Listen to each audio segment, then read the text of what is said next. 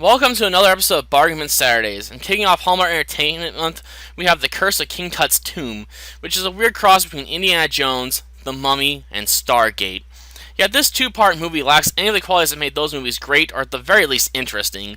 Instead, The Curse of King Tut's Tomb decides to meander like the Nile for almost 2 hours before anything actually happens. And even when stuff is actually happening, the movie suffers from being 10 different shades of cliche. If you can't guess already, I didn't like this movie and will openly admit that I almost gave up on it at the hour mark, but felt the need to press on anyway. Maybe I have a thing for pain, seeing as I seem to enjoy making myself suffer with all these bad movies as of late. Story-wise, the movie almost instantly requires you to set your intelligence level down to 0. It builds its backstory with a mountain load of historical inaccuracies that are more in line with ancient astronaut theory than actual historical documents. And my distaste for ancient aliens isn't exactly a secret to my coworkers, so this movie already lost my interest before it actually even starts. As for what happens during the movie, I can't really remember, to be honest. I remember the New World Order, the Illuminati, or insert your other equivalent group here being brought forth multiple times to lord over the audience with how evil they are at their mundane and uninteresting board meetings. I remember our hero tricking people into working for free and somehow convincing the French army not to kill him after he tried to rip them off.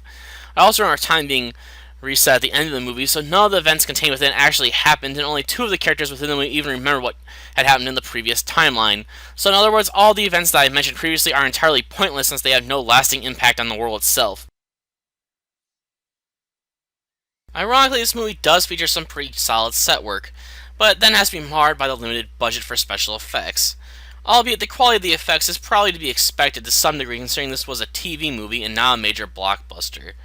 In terms of musical score, the movie suffers from being entirely forgettable. I honestly can't recall any of the tracks used during the movie, and I honestly don't want to, considering the lack of quality in terms of writing. As far as the acting goes, it was alright, I guess.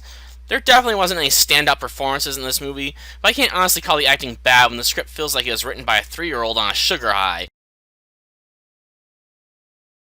The Curse of King Tut's Tomb suffers from bad pacing, bad writing, questionable acting, questionable effects, and villains so boring and forgettable that the only memorable part of their performances is that they all die horrifying deaths.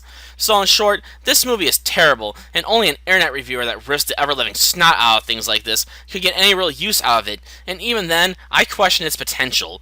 It's one of those movies so bad that you should get paid to watch it, but if you can't convince someone to part with their precious slips of paper and coin, then stay away from this movie if you want to protect your sanity.